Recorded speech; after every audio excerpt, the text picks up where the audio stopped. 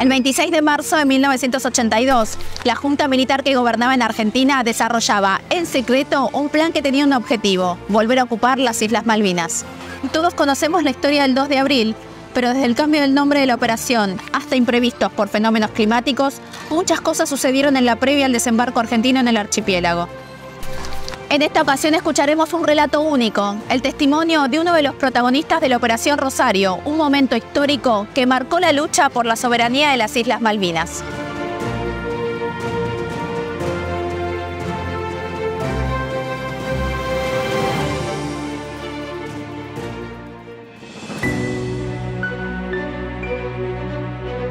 Daniel Esteban tenía 28 años al momento de la operación y se desempeñaba como jefe de la compañía de comando C del Regimiento de Infantería 25 del Ejército Argentino. 42 años después, recuerda que el plan fue tan hermético que muchos nunca imaginaron cuál era su destino cuando se embarcaron en el buque Ara Almirante Irizar que los llevaría a las islas. Nosotros no teníamos ninguna información de que se estaban por iniciar las operaciones para recuperar la soberanía de Malvinas. Nosotros estábamos en el regimiento haciendo instrucción normal con nuestros soldados, hasta que de repente el jefe de regimiento dispuso una reunión de todo el personal de oficiales en una sala de reuniones que teníamos al fondo del regimiento. Esteban y varios efectivos del 25 se embarcaron con destino incierto.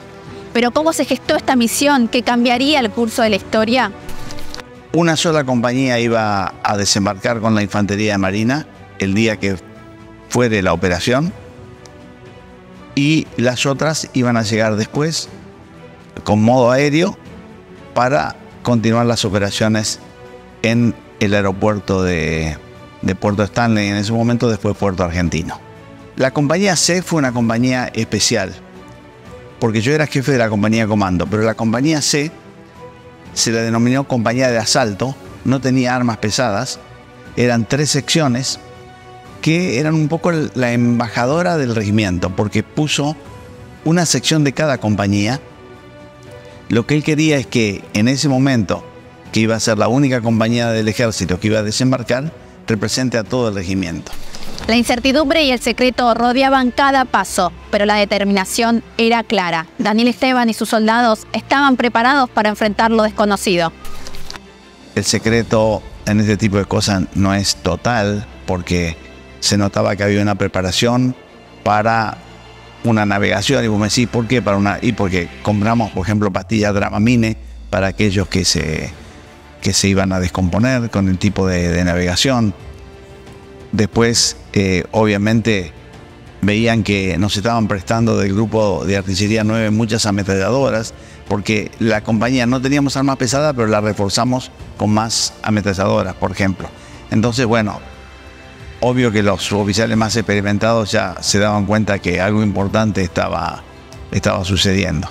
Y después, a algunos siempre se les escapa alguna cosita, pero de los soldados, absolutamente nada, y tuvieron la orden y el detalle, en el caso nuestro, sobre el Santísima Trinidad, el San Antonio y también el Irizar, ¿no? Donde estaban. De todas formas, nosotros la orden que recibimos fue muy light. O sea, vamos, desalojamos, había 73 Royal Marines, desalojamos a los Royal Marines y después nos quedamos 2 o 3 días. Vino una fuerza de seguridad con un gobernador militar y nos volvíamos. Así fue. De todas formas, no es lo que yo pensaba. Yo pensaba lo siguiente. Sí había reacción inglesa, que por supuesto se trabajó en el planeamiento con, digamos, análisis de sucesos que podían ocurrir o no ocurrir. Y eso en el planeamiento se denomina supuestos. Un supuesto es algo que, si se ocurre, significa que vas a adoptar un tipo de planeamiento determinado. Los supuestos que dijeron es, Inglaterra no reaccionará militarmente, Estados Unidos mantendrá una neutralidad complaciente, si Inglaterra reacciona estamos en capacidad de defender las islas, y yo estaba convencido, porque la historia de guerra así lo demuestra, no ha habido un solo comandante en el mundo, excepto cuando las guerras sean tribales. Pero después de que apareció la navegación, y te estoy hablando de 1400, 1500, no ha habido un solo comandante que pueda ganar una guerra en una isla cuando el dominio marítimo es enemigo.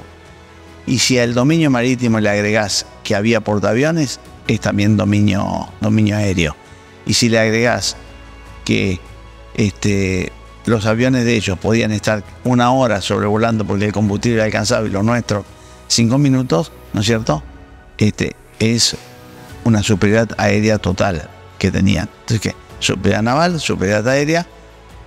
No era tan fácil defender las islas, ¿no? Esteban recuerda que inicialmente, al momento de recibir la orden de operaciones, la estrategia se llamaba Operación Azul. Sin embargo, tras el pedido de un superior para invocar la protección de la Virgen del Rosario, la acción militar cambió su nombre a Operación Rosario. El mal clima parecía jugar sus cartas, con tormentas que retrasaban el momento crucial, pero finalmente, el 2 de abril de 1982, la Operación Rosario comenzó con determinación.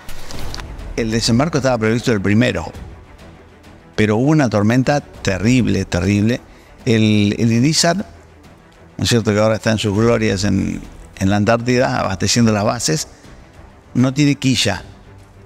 Tiene una panza redonda, se sube sobre el hielo y lo rompe por el peso. Eso, que es muy bueno para llegar a la Antártida, en un mar bravo es muy malo, porque el buque rola y cabecea simultáneamente, y los movimientos son muy bruscos. Entonces el helicóptero que estaba en el hangar, con los sacudones se le cortaron las eslingas, y entonces empezó a golpear y se acabó. El helicóptero quedó destruido adentro del hangar. A las 6 de la mañana ya miramos, y ya los comandos anfibios estaban llegando a la costa, y nosotros salimos con lanchones para llegar a lo que iba a ser la zona del aeropuerto. Hicimos una marcha corta hasta llegar al aeropuerto. La compañía tenía que salir para Darwin Goose Green, pero como el helicóptero que nos tenía que llevar se había roto, estaban esperando que otros helicópteros queden libres para llevarnos. Cuando llegó el momento, no había tantos helicópteros, entonces fuimos una parte en helicóptero y otro en, ¿no es cierto?, el buque Isla de los Estados, que después el 9 de mayo es hundido, ¿no?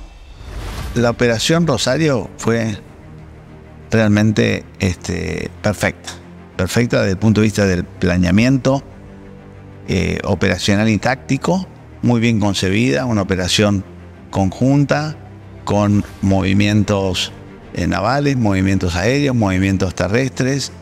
Realmente la planificación se sucedió como se la había pensado, y sí, ejemplar.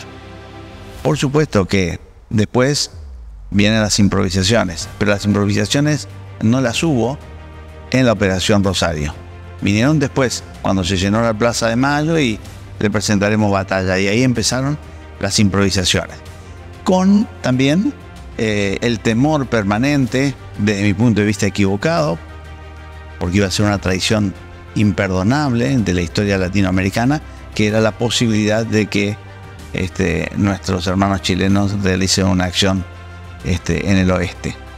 Era una locura, pero se pensaba, y eso hizo que muchas tropas que podían ser mucho más aptas para Malvinas vayan para la cordillera, con mejores uniformes, etc. Y por eso después terminaron los correntinos, que no estaban para nada preparados para ese clima, en las islas, ¿no? A pesar de los desafíos, Daniel Esteban recuerda el espíritu de aquellos que lucharon por la soberanía de Malvinas y cómo sus actos aún resuenan en la memoria colectiva. Las cosas que han hecho los 649 que han fallecido, que son un jalón de soberanía de las islas, es lo que nos tiene que guiar para tener un futuro promisorio en nuestro país. Es decir, bueno, tomemos la causa Malvinas como un factor de unión, no de divisiones políticas o si el pueblo nos reconoció o no. Ahora estamos en una etapa que para mí es gloriosa, pero gloriosa para la Argentina, ¿no? En el aspecto de que ya no hay grieta, y todos dicen, no, los veteranos hicieron lo que pudieron. Pelearon por nosotros, se lo debemos reconocer. Esta fue la historia con la que decidimos recordar un nuevo aniversario de la guerra, una historia que nos recuerda la importancia de mantener viva la causa Malvinas.